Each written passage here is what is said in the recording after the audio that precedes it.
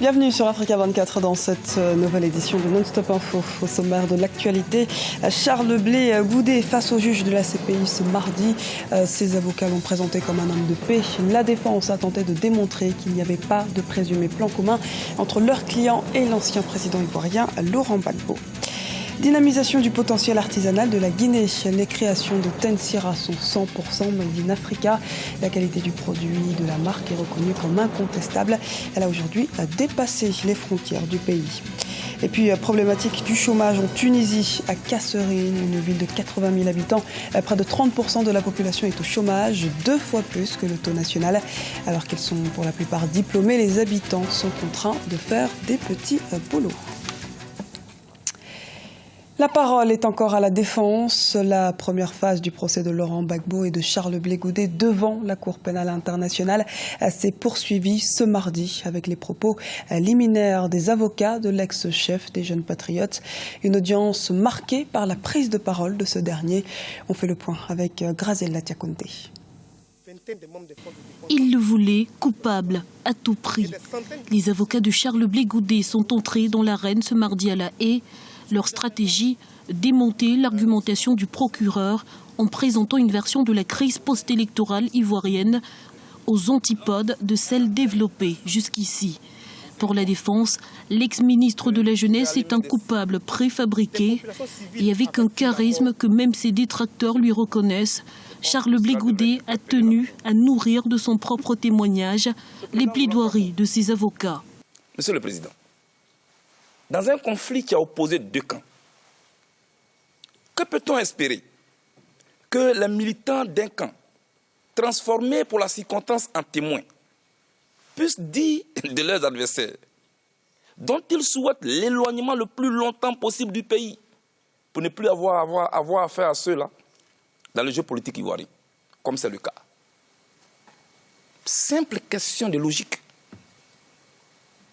Malheureusement, quand j'ai fini d'écouter l'accusation, toute la nuit, mais toute la nuit, Monsieur le Président, une interrogation me taraude, elle m'habite encore cet après-midi. Je voudrais la partager avec vous. L'accusation cherche-t-elle la manifestation de la vérité? Ou cherche-t-elle forcément à rendre coupable une personne déjà stigmatisée dont elle veut obtenir la condamnation à tout prix? En tout cas, à écouter l'accusation, on se croirait dans un jeu de chiffres et de lettres où l'on doit remplir des cases pour aboutir à un résultat. Non.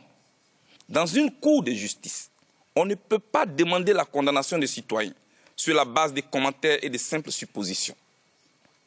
En droit, seuls les faits sont sacrés. Comme support des éléments sonores et vidéo, l'ex-leader de la galaxie patriotique y est aperçu aux côtés d'activistes pacifistes, de quoi déstabiliser l'accusation qui a dressé de lui un portrait d'instigateur de violence. La justice, il ne faut pas la fuir.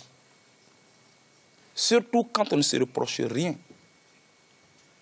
En tout cas, moi, Monsieur le Président, dans mes relations avec mes concitoyens, aucune goutte de sang n'écrit contre moi. Aucune. C'est pourquoi je me tiens devant vous avec assurance, avec confiance. Parce qu'aucune goutte de sang n'écrit contre moi. Beaucoup de personnes accusent la CPI d'être une cour politique qui jugerait déjà les leaders politiques ivoiriens ou africains qui y sont transférés avant même que ceux-ci ne soient jugés. Vous avez bien fait, Monsieur le Président. Vous avez très bien fait, dès l'ouverture de ce procès, d'indiquer l'impartialité avec laquelle votre cour entend diriger ce procès. Cela va rassurer beaucoup de monde. Quant à l'accusation, malheureusement, elle transporte au sein de la cour les thèses de propagande des médias proches et favorables à nos adversaires politiques et de tous leurs relais qui, à travers divers articles de presse et autres rapports, nous avaient déjà jugés et condamnés mon co-accusé et moi. Face à cette contre-attaque musclée, les observateurs s'interrogent. Le dossier d'accusation sera-t-il assez solide face à une défense prête à en découdre? Pour l'heure, une chose est certaine, la partie s'annonce plus que serrée. Réaction de Kinshasa face aux propos d'Hervé Latsou. Suite à une interview du chef des opérations de maintien de la paix de l'ONU mardi, la République démocratique du Congo a dénoncé à travers un communiqué des affirmations inexactes et inacceptables. Lambert Mende, porte-parole du gouvernement congolais, a notamment souligné que les 2 généraux Fall et Mandez-vous étaient toujours en poste dans la province du Nord Kivu. Ils étaient soupçonnés par l'ONU d'avoir commis des violations des droits de l'homme, ce qui avait été à l'origine de la suspension de la coopération entre l'ONU et la République démocratique du Congo. Coopération entre ces 2 derniers qui, rappelons-le, a repris le 28 janvier 2016, un an après l'arrêt de leur coopération militaire. La marque Tensira s'est imposée dans la fabrication de textiles en Guinée, spécialisée dans la production de tissus à base de coton fabriqué à la main. Cet atelier de textile est devenu une référence à l'échelle nationale, régionale, mais aussi internationale. Plus encore, Tensira œuvre quotidiennement afin de promouvoir la production locale africaine. Reportage de notre correspondant en Guinée, Emmanuel Milimono. De la production à la commercialisation, l'atelier Tensira, situé à Sanoya dans la préfecture de Koya, utilise de la matière totalement produite sur place.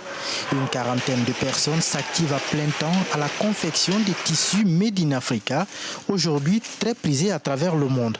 Des habits, des rideaux ou d'autres accessoires sont produits à la main par les spécialistes du coton, des tisserands, des couturières, bref, toute une chaîne qui concourt à apporter un plus à la valorisation du potentiel artisanal africain. Nous sommes inscrits dans l'écologique, c'est-à-dire que notre produit, c'est un produit fait main avec les machines, je dis du début à la fin. C'est du savoir-faire artisanal guinéen, 100% coton, dans lequel on a apporté une touche moderne avec des couleurs, avec des types de rayures, avec une laisse de tissu de 1,30 m, ce qui n'existait pas chez nous ici.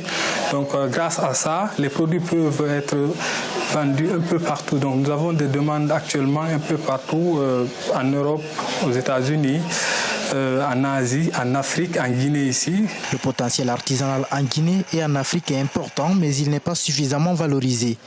Les créations de Tensira Made in Africa sont fabriquées à la main avec du tissu 100% coton, filé, tissé et teint en Guinée-Conakry.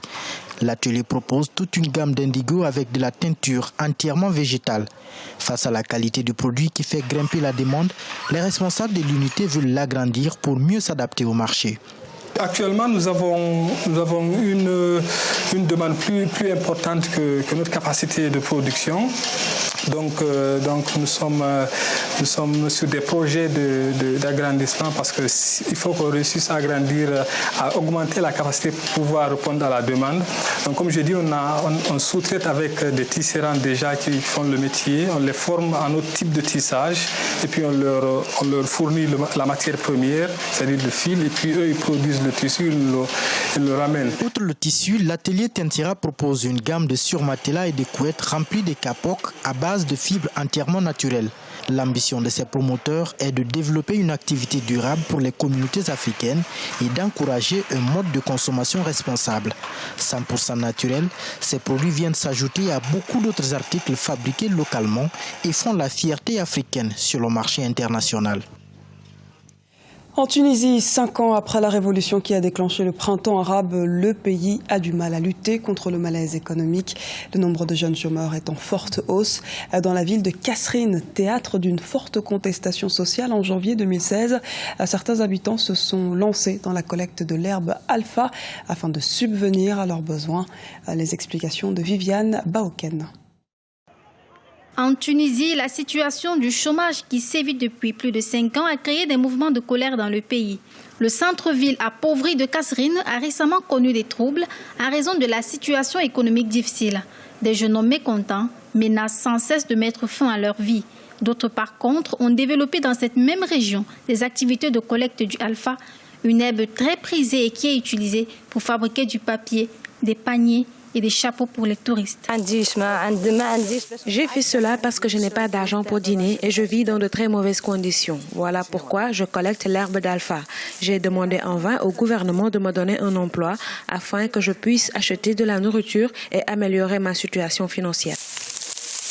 Selon l'Institut national de la statistique en Tunisie, le taux de chômage a enregistré au cours du troisième trimestre 2015 une légère hausse de 0,1% par rapport au deuxième trimestre, passant de 15,2% à 15,3%. Je suis allé à la mairie. J'ai protesté pendant une semaine, mais je n'ai trouvé aucune aide. Je ramasse l'herbe halfa que nous vendons 100 kg pour 10 ou 12 dinars tunisiens. Pour pouvoir manger et payer la maison dans laquelle nous vivons, il nous faut, ma femme et moi, à moins ramasser des 5 kg. Devant le chômage de plus en plus croissant, le gouvernement tunisien devrait prendre des mesures concrètes pour réformer l'économie locale et remonter le moral des Tunisiens. Ceci permettra, selon de nombreux analystes, d'éviter une révolution similaire à celle de 2011. Et nous ouvrons notre page sport en compagnie de José Douglas, journaliste à la rédaction.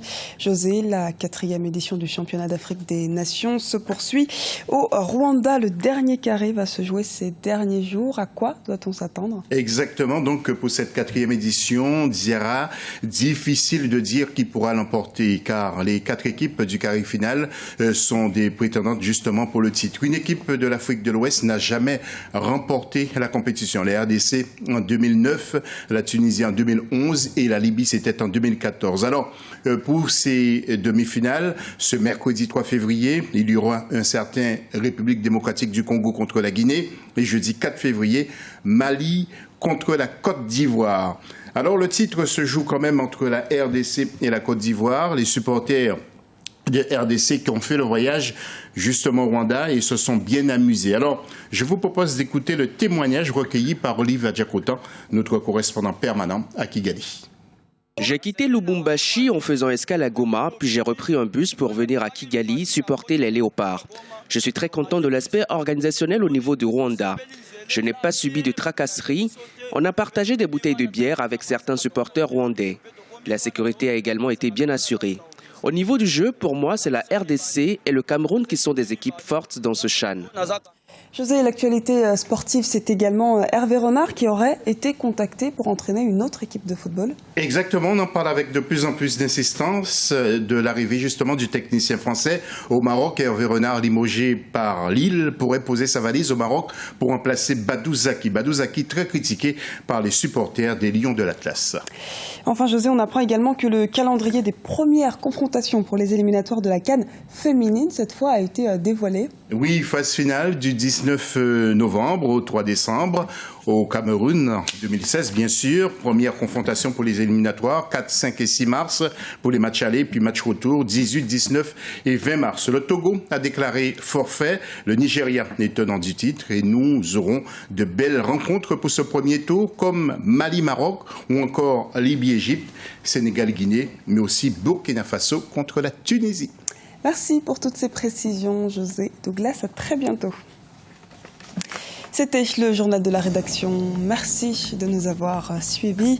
Retrouvez dans un instant une nouvelle édition de l'actualité sur Africa 24.